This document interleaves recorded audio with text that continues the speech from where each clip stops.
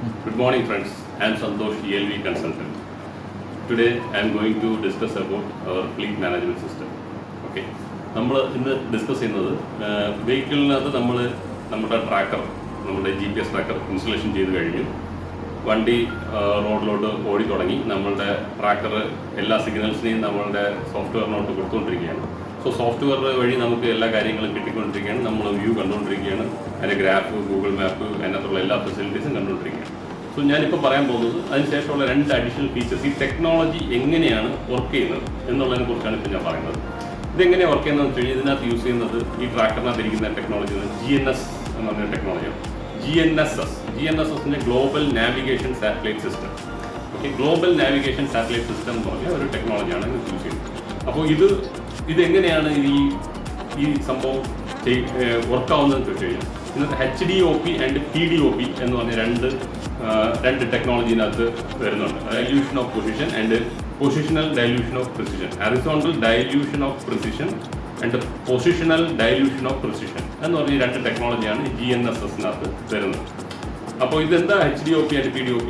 HDOP എന്ന് വെച്ച് കഴിഞ്ഞാൽ നമ്മളുടെ വണ്ടി ഇങ്ങനെ മൂവ് ആയിക്കൊണ്ടിരിക്കുന്നു, സാറ്റലൈറ്റ് മുകളിൽ ഇരിക്കുന്നുണ്ട്. അപ്പോൾ ഇതിനെ സ്ട്രൈറ്റ് ആയിട്ട് അതിനെ ട്രാക്ക് ചെയ്യുന്നതിനാണ് HDOP. PDOP എന്ന് വെച്ചാൽ സൈഡിൽ കൂടെ പൊസിഷണൽ, അതിൻ്റെ പൊസിഷൻ, വണ്ടി എങ്ങോട്ട് തിരിയുന്നതിന് ആ പൊസിഷനെ ട്രാക്ക് ചെയ്യുന്നതിനാണ് PDOP എന്ന് പറയുന്നത്. ഓക്കെ, ഇതെങ്ങനെയാണ് ഈ ട്രാക്കർ എങ്ങനെയാണ് ഇതിനെ സെൻസ് ചെയ്യുന്നത്? ഇതിനകത്ത് 2 സെൻസറുണ്ട് മെയിനായിട്ട്. ആക്സിലറോമീറ്റർ സെൻസറും ഗൈറോസ്കോപ്പിക് സെൻസർ. ഈ സെൻസർ നമ്മുടെ മൊബൈലിലും ഉണ്ട്.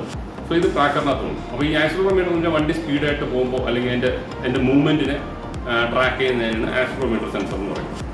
ഗൈറോസ്കോപ്പിക് സെൻസർ എന്ന് പറഞ്ഞു കഴിഞ്ഞാൽ വണ്ടിയുടെ ചേഞ്ചസ്, വണ്ടി ഇങ്ങനെ തിരിയുമ്പോൾ, വണ്ടി നമ്മൾ ഞാൻ വളയ്ക്കുമ്പോഴോ അല്ലെങ്കിൽ നമ്മൾ ഈ ഗൂഗിൾ മാപ്പിൽ നമ്മൾ വണ്ടി പോകുന്നതൊന്നും കാണാൻ പറ്റില്ല. വണ്ടി സ്ട്രൈറ്റ് ആയിട്ട് എപ്പോഴും പോകത്തില്ല. വണ്ടി വളഞ്ഞും തിരിഞ്ഞും സ്ട്രൈറ്റ് ഹാർഷ് ഡ്രൈവിംഗ് ഒക്കെ ചെയ്യുമ്പോൾ അതെല്ലാം ഈ ഗൈറോസ്കോപ്പിക് സെൻസറാണ് നമ്മൾ ഇതിനകത്ത് ഈ ട്രാക്കറിനകത്തുള്ളത്. എന്തുകൊണ്ടാണ് ഈ ഗൈറോസ്കോപ്പിക് സെൻസർ എന്ന് വെച്ച് കഴിഞ്ഞാൽ നമ്മുടെ മൊബൈലിൽ നമ്മൾ ഈ 2 സെൻസേഴ്സ് ഉണ്ട്.